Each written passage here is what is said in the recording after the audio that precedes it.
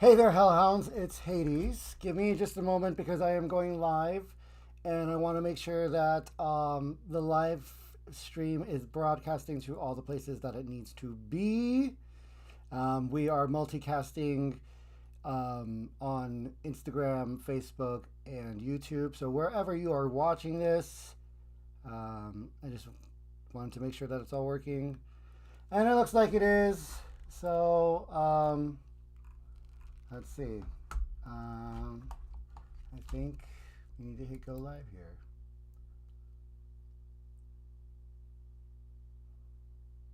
Okay. welcome, everybody. This is going to be a quick stream because I have shit to do, people to see.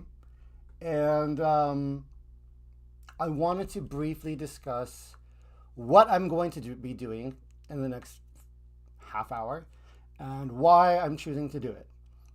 Because I feel like after recent events, which, if you don't know what I'm referring to, I am referring to incidences that have happened at the tool shed. It's been a very difficult couple of weeks for a lot of different people for a lot of different reasons. And I will first and foremost say that I'm very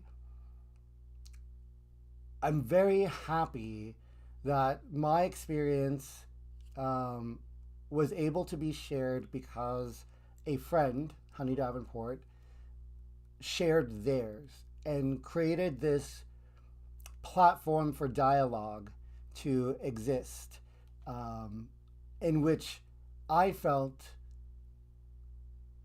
I felt worried or concerned about sharing my experience because I don't know, because that's kind of how systems of oppression work, right? Like, if they can keep us silent about our experiences, then it doesn't really exist.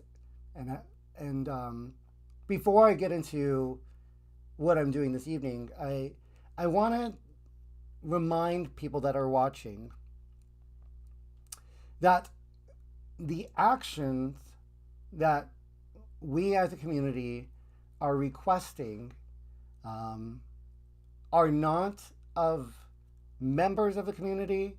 It is of management of this establishment, and it's to take accountability. Nowhere in the dialogue has anybody called for a boycott. Nobody's called for anybody to attack anybody. It's just been, let's have a conversation about racism. Let's take accountability for the way that we handle those situations, and let's find a pathway as a community to move on so that way we can create safer spaces for everyone. That has been the conversation. And if you haven't picked up on that conversation, then you need to re-watch all the videos and re-listen to all the discussions that have been going on, because that has been the request. I've had several people interrogate me about my experience, um, and essentially assume that that my recounting of my tale may be um, not factual, and I'm I'm okay with, I guess, people having that perspective if they're also okay with rape blaming the victim. That's what it feels like. It feels like when somebody says, I've been raped, somebody else saying, I don't believe you, prove that you were raped. That's what it feels like. So when people say, I don't believe that you've had that experience, or I don't believe that's the way that it happened, or I believe that there's two sides of the story, this is what people of color experience all the fucking time. And quite frankly, I don't have room in my life for it. I don't have room to justify my experience. I don't have room to convince people that racism exists. I just don't have the capacity for it anymore. And I don't have the capacity to be an educator anymore. I took on that burden for so fucking long, and I'm not doing it anymore. If you want to be enlightened, there's plenty of resources online. So, with that said, I have been not going to the tool shed for now over 2 weeks. I was in Denver when the incident happened. So the last time I would have been at the tool shed was the Thursday before. But tonight I am preparing myself to go into the tool shed, and the reason is, I have a beloved friend, Eric Flettes, who is the current Mr. Toolshed 2026. He is preparing to go to IML to compete in international Mr. Leather, representing the city of Palm Springs and Southern California overall. And tonight is his send-off party. And I made a promise that way before any of this shit happened, that I would be there to support my friend. And then shit hit the fan. And it really put me in a difficult position to where I was like, do I go somewhere where I feel excluded or unwanted, where I feel like people are going to other me because of using my voice? Do I want to be subjected to ridicule or any negative comments? And at the end of the day, going tonight is not about me.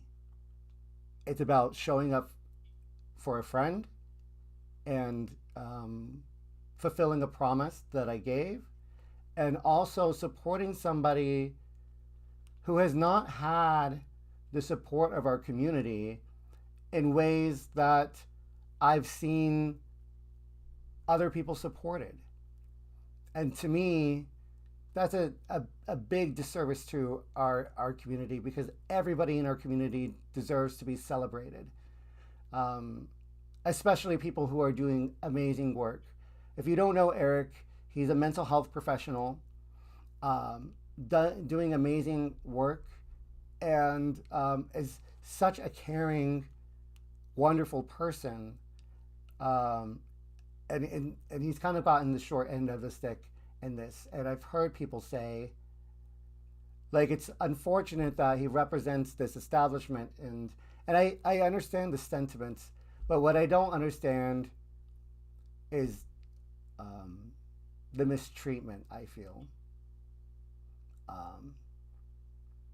You know, it's hard to be in that position as a person of color and as a representation or representative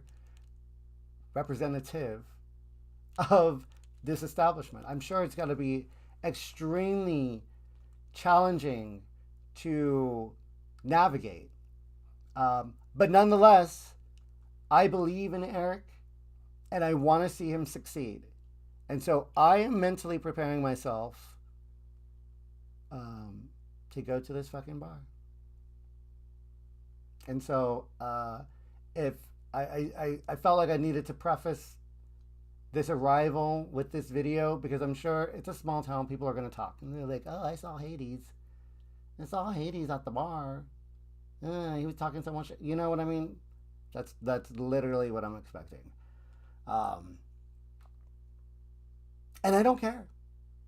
Like, I will continue to advocate for people of color's voices to be elevated, to be platformed, to be listened to be acknowledged, to be respected. I will continue to do that work.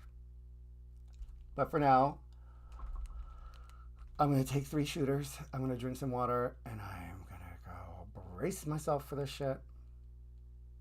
If I'm not 86th. That's the whole thing. I don't even know. I don't even know if they're gonna let me. I don't even know if they're gonna let my ass in there. That's a trip. So, anyways, thank you all for listening. I appreciate it. If you are in the Palm Springs area and you want to support Eric, please show up around 6. There's going to be a silent auction. There's a live auction. There's going to be haircuts. And I will not be buying anything from the bar, but I will probably bid on a few of these silent auction items. Also, I am contributing to the silent auction a photo shoot valued at $4.99. I believe the starting bid is going to be like $100. So if you want a fucking kick-ass photo shoot for dirt cheap, I would bid on that because my work is fucking good. So, anyways, until next time, hellhounds, I love you, and I will see you on the flip side. Bye.